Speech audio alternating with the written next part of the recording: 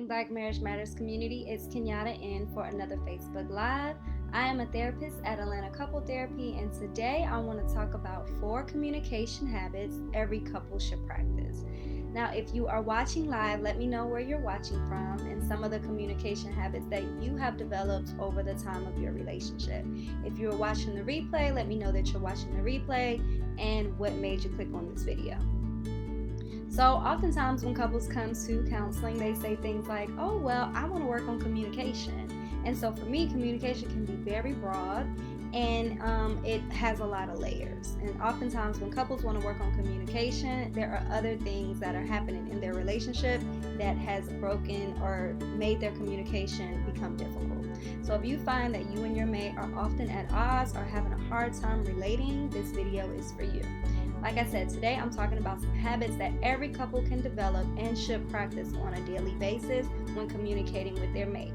If you're watching live, let me know where you're watching from. If you're watching the replay, let me know what made you click on this video. Rule or habit number 1 that I like couples to begin to practice is have rules and avoid the following. So having rules around communication is super important.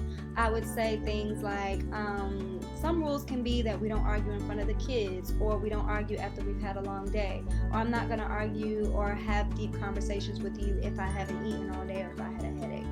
Those are rules. Things to avoid can be things like cursing, yelling, name calling, criticizing, blaming, interrupting, getting defensive, accusing your mate. These are just some things to avoid that often make communication very hard for couples. So, first habit is have rules and have things that you are avoiding, that you avoid doing in general. Habit number 2 is listen, understand, and validate. It's so important that we listen to our mates and really try to understand where they're coming from and then validate those feelings that we can relate to. So encourage your mate, seek to understand them and see things the way that they do, or at least try to. Empathize with them and allow their experience to be something that you can understand or you're trying to understand. Your partner's experience won't be the same as yours, and so it's important to acknowledge the fact that they have their own lives, they have their own opinions, they have their own way of looking at things, right?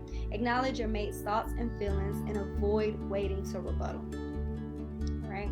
So listen, understand, validate. It's like a sequence. First you listen, then you see what part of what they're saying you can truly understand and let them know that you understand that, and then validate the feelings that they may have about it. Habit number 3, focus on the solution and not the problem. So this can become a difficult one because you may say to me, well, Kiana, the problem is the thing that we can't get past. So how can we even find a solution? And a lot of times I find that couples are often not focused on the solution. They're focused on letting their mate know how they feel and the things that have bothered them and helping their mate to understand their perspective, which is important indeed. But I want couples that when you walk into a conversation with your mate, that you have the intention on what are we going to solve or what are we going to resolve out of this? What can we get out of this conversation? What are some of the benefits? What are the things that we're going to be able to accomplish? If you're watching with me, let me know some of the communication habits that you and your mate have developed over time, or what made you hop on this video, or where you're watching from. Yes, so focusing on the solution, understanding what it is that you want to accomplish out of having this conversation with your mate. Doesn't mean that you want to spend more time with them, doesn't mean that you want to spend less money, doesn't mean that you want to go on a vacation, but what is the purpose of having this communication, especially if it's something that you guys are having a hard time resolving. And then the last habit that I want couples to begin to practice is be clear about your expectations. A lot of times I'll hear, oh, well, I wanted my mate to do this, and when they didn't, I felt disappointed. Then I'll ask, well, does your mate know your expectations?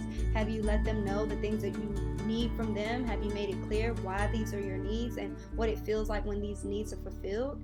This is very important. I like for the couples that I work with to communicate their desired outcomes. What is it that you want to happen? What is it that's not happening, but what does it look like when your mate is actually doing it? And what does it make you feel like? Stay on the topic at hand and remember your mate is not the problem, but the problem is the thing that you're working to solve. So if you're watching with me, let me know where you're watching from and some of the communication habits that you've developed over time. All All right, so I'm going to do a quick recap of the 4 communication habits every couple should practice.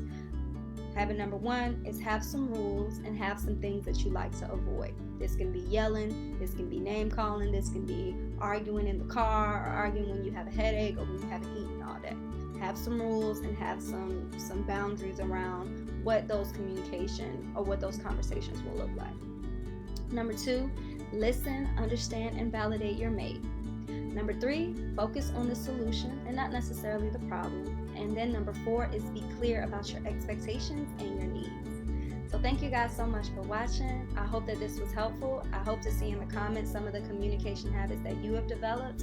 And if you're needing some more support, I want you to go to afteridoacademy.com, because that is our resource for a lot of couples who are having a hard time communicating what they need from their mate or getting their needs met in their relationship. We have so many trainings on communication from the world's experts. So many people coming in, relationship experts and coaches, explaining what are the benefits of communication and how couples can begin to work through these issues when it comes to them trying to get their needs met or trying to get their mate to understand something. This is a great membership. We've helped so many couples just by simply signing up for the membership, coming to the Q&As, and watching the trainings. This is your way of taking control over your relationship. So if you're finding that communication is a problem, but you're not ready to necessarily invest in counseling, this is the next step. Go to afteridoacademy.com to get more information. Thank you guys so much for watching. I'll be back next week with more tips and tricks on how to improve your relationship. Again, I'm Kenyatta Wheeler, a therapist at Atlanta Couple Therapy. Thank you guys for watching.